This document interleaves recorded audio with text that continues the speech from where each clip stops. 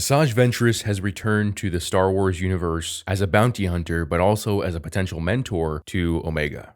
Now, I'm reviewing episodes 8 and 9 together because episode 8 was definitely a filler episode. You could have skipped it and still understood what was going on in episode 9. In episode 9, even though it has Asajj Ventress, I feel like it doesn't really alter the narrative or add a lot to the narrative of season 3, which I'll talk about more towards the end.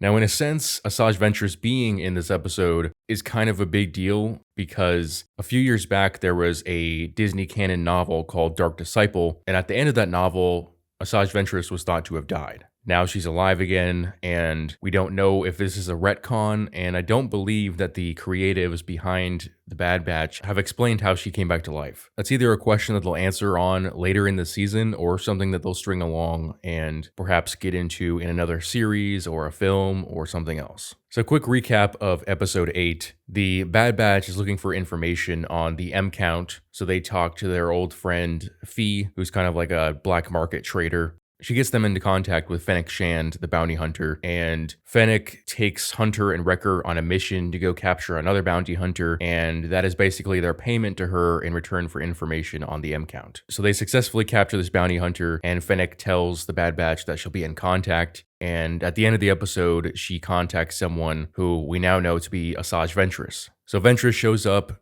in episode 9 to Pabu Island. The Bad Batch are initially wary of her and later on end up in a fight nearly to the death after finding out who Ventress is, that she is the Sith assassin from the Clone Wars. But Ventress does explain to them what the M count means and agrees to put Omega through certain tests to find out if she has the potential for Force sensitivity. Because as she explains, you would need a certain midichlorian count in order to have greater potential to be able to wield the Force. So she puts Omega through these tests. Omega fails the first test, she passes the second test, and the third test is the two characters going out to sea and Ventress telling Omega to reach out with the Force to call upon the living creatures in the water. She struggles to do so, and Ventress demonstrates how to do it, but accidentally summons a large squid-like creature which attacks them.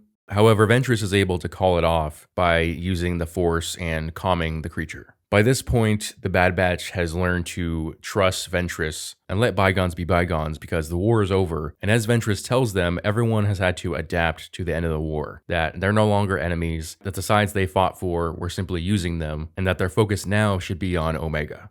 Ultimately, Ventress tells Omega that she is not Force sensitive. But there's a caveat to this, because Crosshair and Hunter don't believe her, and when they push her on it, she says that if Omega were Force sensitive, that she would have to be taken away and trained, meaning she would be removed from the Bad Batch. So my guess is that she saw how close the bond was between Omega and the rest of the Bad Batch and decided not to really push the testing to see if Omega really has Force sensitivity. And so the episode ends without us finding out how Asajj Ventress survived the events of Dark Disciple, and as far as we know so far, Omega is not Force sensitive. And that's why I said the story doesn't really change the narrative of the season, because even if Omega isn't Force sensitive, the Empire is still after her, so that part isn't going to change. And that's really the crux of the season, is the Empire looking for her in order to complete Project Necromancer. If it turns out that Omega actually is Force sensitive, however, it is possible that she will be taken under Ventress's wing at the end of season 3. I don't think they were ever going to have her leave the Bad Batch during the season, especially because we're so close to the finale. Now, while the plot of this episode was largely inconsequential, it was kind of interesting to see like an old-fashioned Jedi training montage as you see Omega try to balance a rock on her head while performing a stance similar to what we saw Yoda perform with Luke during The Empire Strikes Back.